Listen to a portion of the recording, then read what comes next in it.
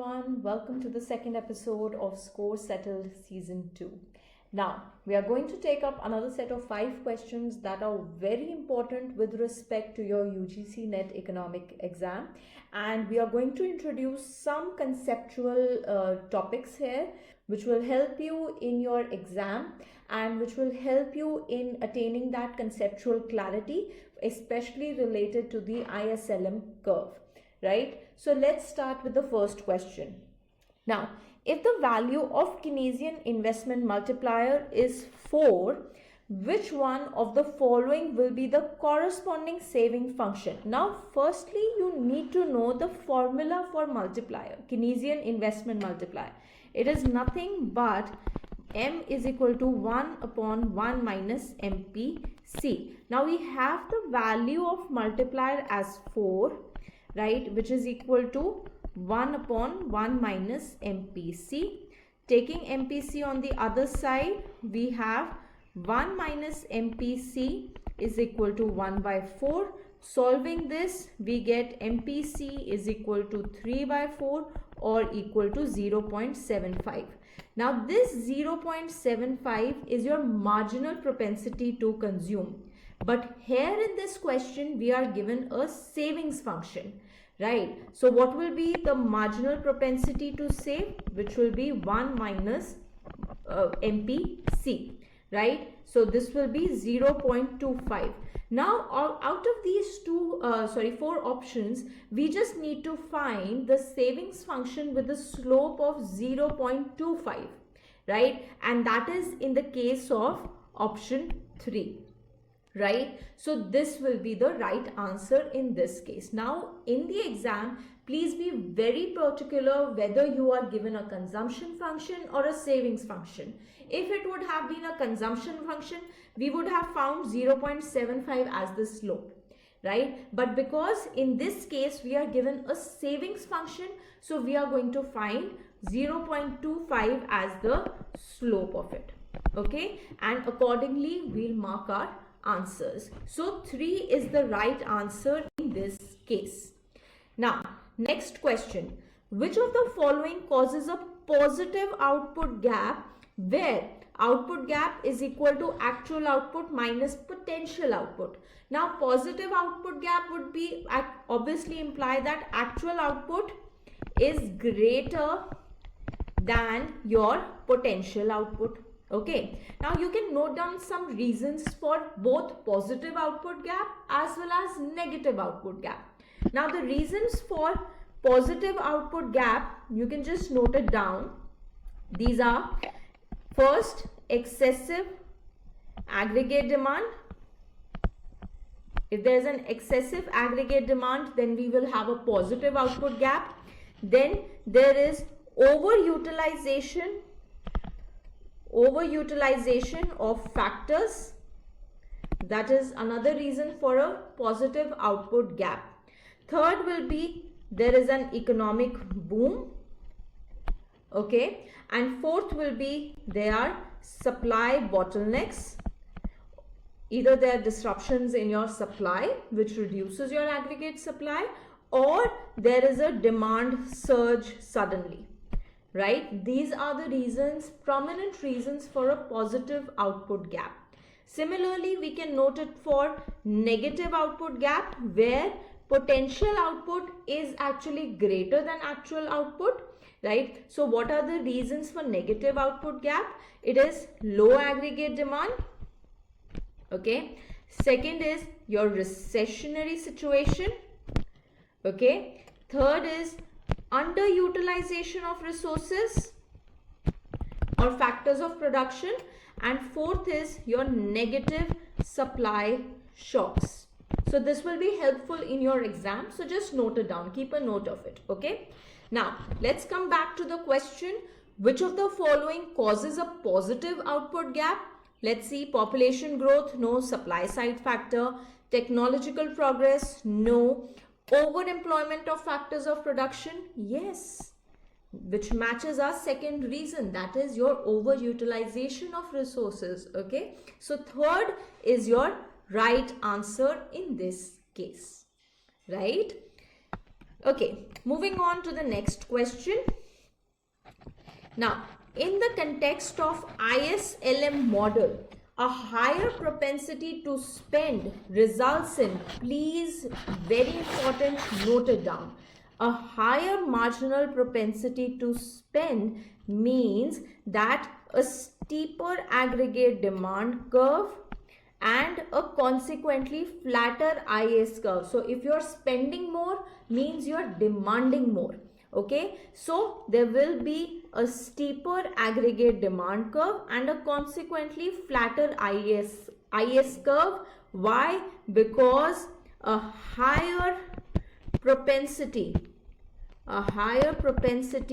to spend, please note it down, leads to a larger expenditure multiplier effect. A larger expenditure multiplier means you're spending more, okay, and which makes your output more responsive to the interest rate changes. So a small change in your interest rate will bring about a large change in your aggregate demand curve and your IS curve. So a flatter IS curve means even if there is a small change in interest rate, it will bring about a larger change in your output. So your output is very much responsive to even minor changes in your interest rate. That is why a steeper aggregate demand curve and a consequently flatter IS curve. Okay. Another extra information, just note it down please, that a higher MPC, okay, increases the multiplier. A higher MPC increases the multiplier. Therefore, even a small change in interest rate, right, will have a large impact on your output, therefore reducing the slope of your IS curve. Reducing the slope means flattening of the IS curve.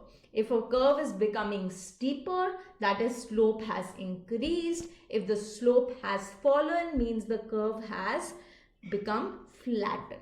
Okay, so please note it down, right? This is very important with respect to your ISLM curve, and mostly students go confused, or they're mainly confused because of these small conceptual problems, right? So we will be introducing a detailed video for ISLM as well soon, very soon, that it makes, it makes your concept clearer. Okay, now next, bootstrapping technique is used to, firstly you need to know what is a bootstrapping technique here. Okay, so please note it down that it is a statistical technique. It is a statistical technique that is used to estimate. It is used to estimate the sampling distribution of a statistic. Okay. Now there are certain features of it, just note it down, for the bootstrapping technique. So even if this question comes, right, it will be very helpful for you. Okay, so easy 2 marks, right? So what are the other features? First is that this technique always creates new samples, right? It new samples by replacing, or each observation is first selected. Each observation is first selected randomly, right? And then it is replaced. Okay, and then it is replaced. Okay, second is that it is a non-parametric approach. Very important. It is a non-parametric approach. Okay? And it does not require any kind of a data to follow a certain level of distribution.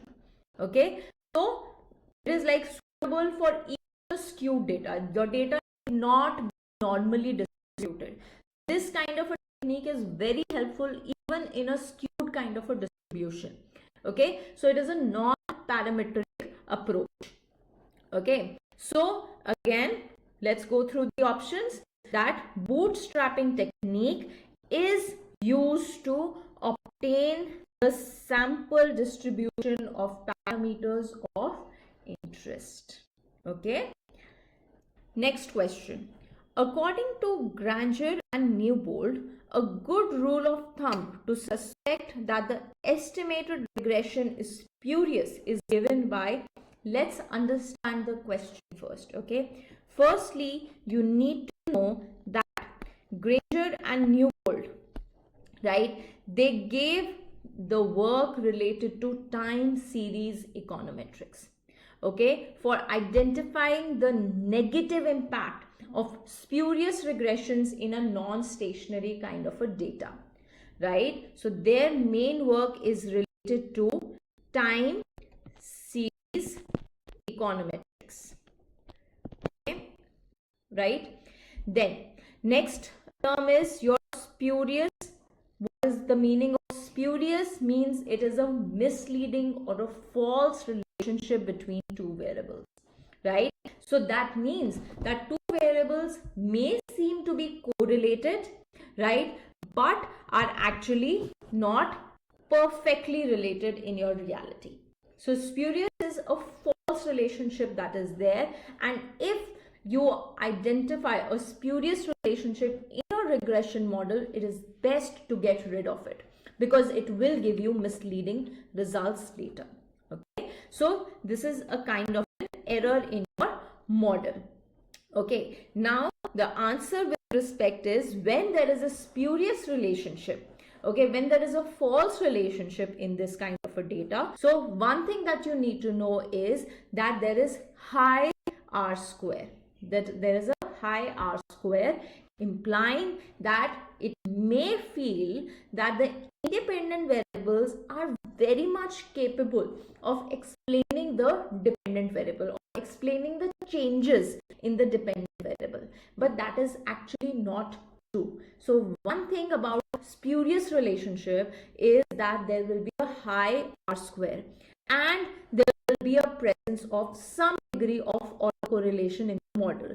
So as a result, your correct answer in this case should be your high R square and low Durbin-Watson D value, right? That models are highly autocorrelated. The residuals are highly autocorrelated in this case, right? So it may create an illusion that yes, there is a significant relationship that exists in your model, but because of this spuriousness, it actually is false in reality, which will make your model incorrect or the results that come out of the model incorrect. Okay, so again, few things to remember, that Granger and Newbold gave their work related to time series econometrics and identification of spurious relationships in non-stationary data. What do you mean by spurious? And what if there is some spurious relationship that is there in your model? What will be the results? High R square and high degree of autocorrelation, which is wrong, okay, which is an error. Okay, so with this, these were the 5 questions. I hope that you found something useful out of them and made notes from it, and we'll see you in the next video with another set of important 5 questions for your UGC NET economics exam. Thank you so much for watching. Till then, take care. Bye bye.